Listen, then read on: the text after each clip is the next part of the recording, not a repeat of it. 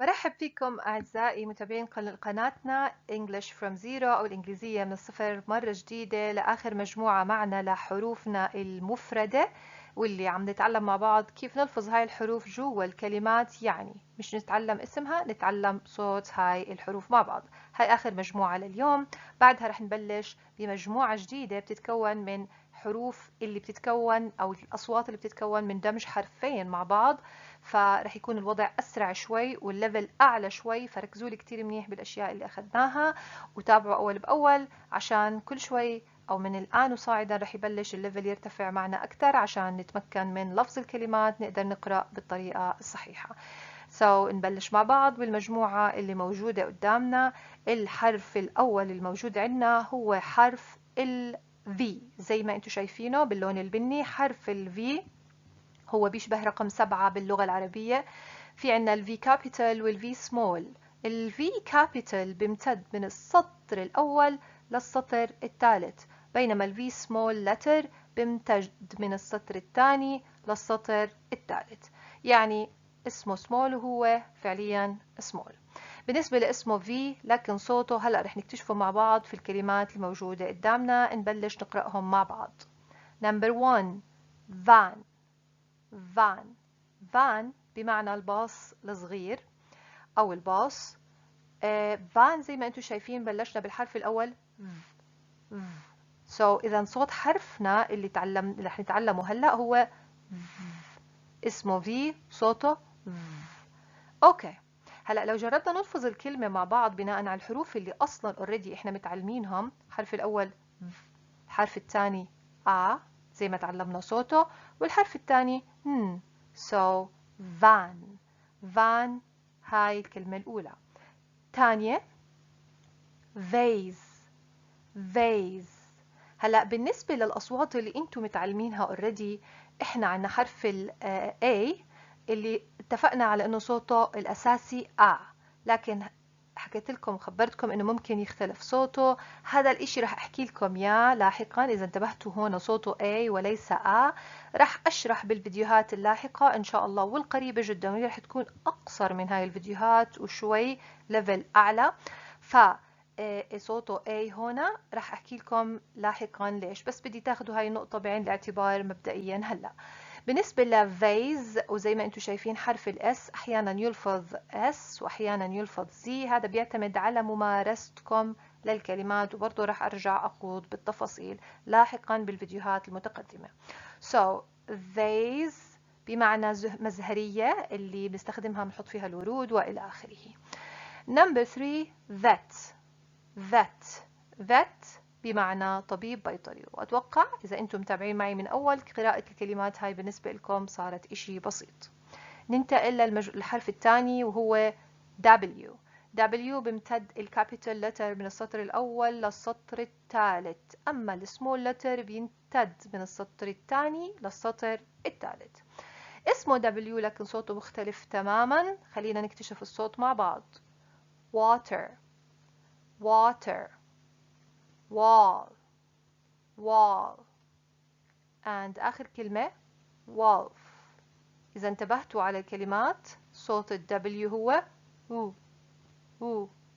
Okay, so number 1 water يعني ماء، وإذا انتبهتوا W مع ال A عملوا و. then في عندي حرف ال T وال ER ter.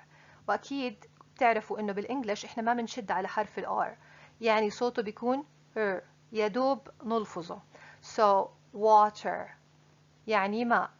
number 2 wall بمعنى جدار أو حائط، وأتوقع الكلمة إذا أنتم متابعين زي ما حكينا بأصوات الحروف سهل تلفظوها وسهل تقرأوها.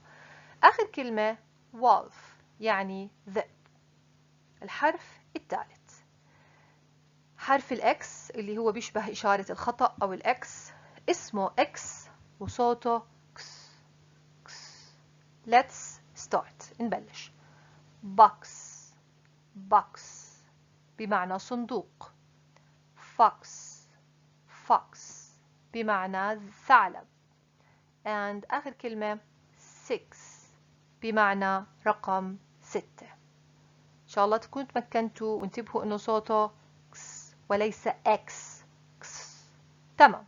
ننتقل للحرف الرابع. حرف الواي كابيتال لتر من الاول للثالث والسمول لتر، ركزوا منيح، من الثاني للرابع وليس للثالث. تمام. حرف الواي اسمه واي وصوته اي اي اي اي. نلفظ الكلمات. يويو يويو. يويو هي لعبة بيستخدموها البويز كتير، وهي عبارة عن كرة مربوطة في خيط بيرموها وبتصير تتدحرج. I think عندكم فكرة عنها، فننتبه عليها. يويو. 2. الكلمة الثانية yellow yellow بمعنى اللون الأصفر.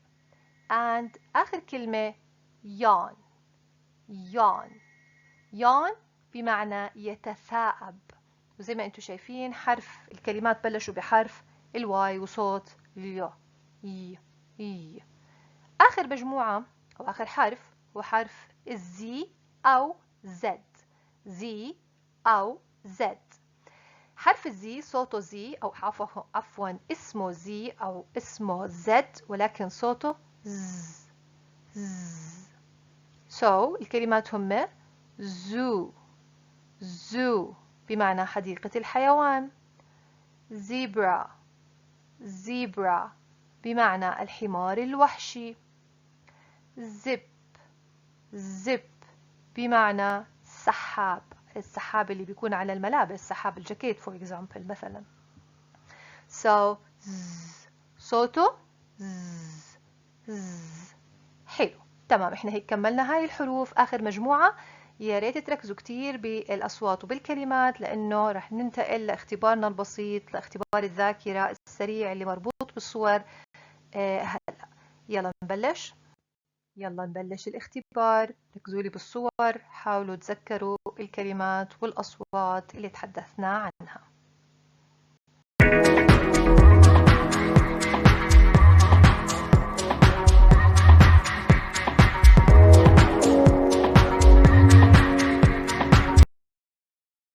إذن الكلمات اللي هم موجودين قدامنا: number 1 vase, number 2 van, number 3 vet.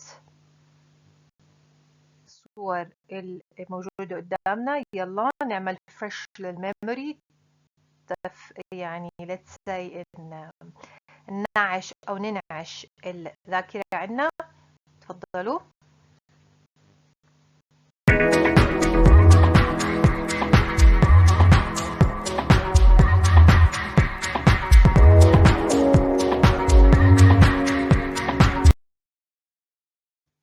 كلماتنا هم wall, wolf, water.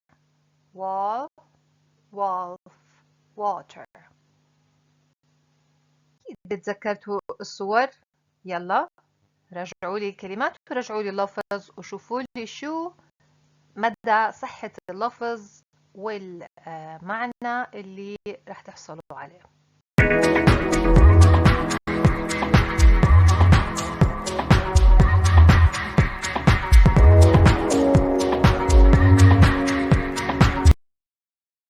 وكلماتنا هم fox, box, six. تمام. مجموعتنا الرابعة نتفضل نطلع على الكلمات ونتذكر مع بعض.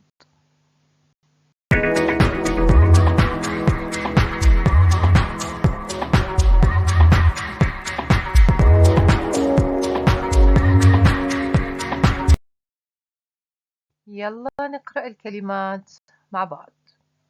يان، يويو، يلو. بتمنى تكونوا لفظتوهم بالشكل الصحيح.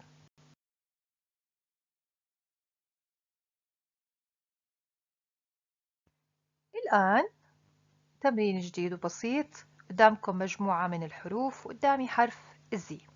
بدي تحاولوا تكونوا لي 3 كلمات من مجموعة الحروف اللي موجودين قدامنا ببلشوا بحرف الزي، وكلمتين ما بيحتووا على حرف الزي، لكن بيحتووا على حروف اللي تم ذكرها بحلقة اليوم. راح أعطيكم 20 ثانية وبعديها نكشف الكلمات قدامكم.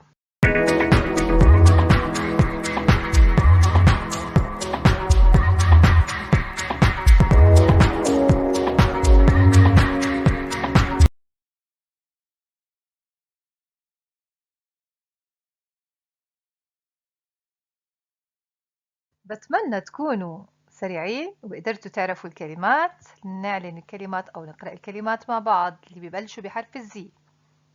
Number 1 zoo. Number 2 zebra.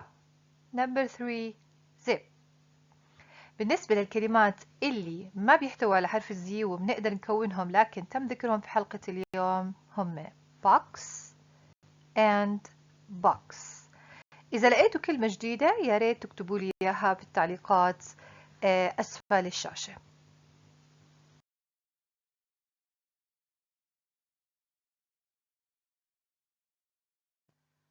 والآن عندي مجموعة كلمات موجودين بالبوكس اللي على اليمين ومجموعة صور موجودين على يسار الشاشة.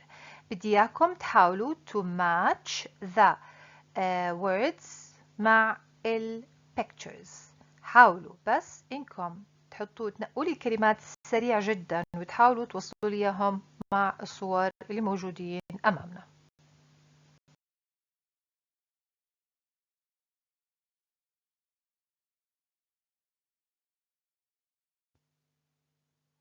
آخر شيء كلماتنا zebra zebra zoo and zip. هاي هي الكلمات أكيد إنكم عرفتوها. أعزائي بنكون وصلنا لنهاية حلقة اليوم. عندي واجب لكم في نهاية الحلقة. عندي زي شورت ستوري، قصة قصيرة، بس بدي تسمعوها مرة ومرتين وثلاثة وأربعة قد ما بتحبوا. تسمعوا الكلمات وتحاولوا تستخرجوا لي، أو تسمعوا القصة وتحاولوا تستخرجوا لي قدر المستطاع كلمات تحتوي على الحروف اللي تم ذكرها اليوم. اكتبوها سواء كانت الكتابة صحيحة أو خاطئة، لكن اكتبوها. بعد هيك رح تطلع الإجابات قدامكم. تقارنوا هاي الإجابات بإجاباتكم، تحاولوا تلفظوا الكلمات بالطريقة الصحيحة بعد ما تعيدوا ورا الأوديو مرارا وتكرارا. واجبكم هو إنكم تكتبوا الكلمات، تسمعوا كتير منيح للأوديو، لأنه زي ما قلت لكم السماع كتير كتير مهم في تنمية لغتكم الإنجليزية، هو إشي أساسي في البداية. بعد هيك لما تطلعوا على الأجوبة وتلاقوا الكلمات موجودة قدامكم، بطلب منكم إنكم تبحثوا عن معانيهم. طبعا أكيد بتعرفوا تدخلوا على جوجل، تستخدموا الديكشنري، واللي هو أنا بفضل إنكم تستخدموه، بس I think صعب شوي عليكم في البداية. فتبحثوا على جوجل عن معاني الكلمات اللي راح تكون underlined، يعني تحتها خط.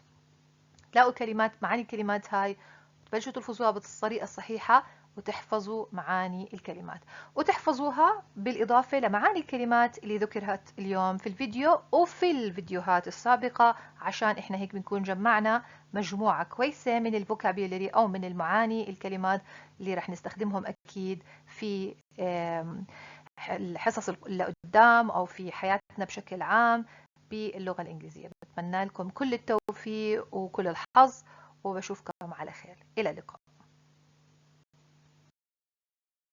Wally the wolf went for a walk in the woods. He found a xylophone and played it with joy. Then, he saw Yara the yak dancing in the yard.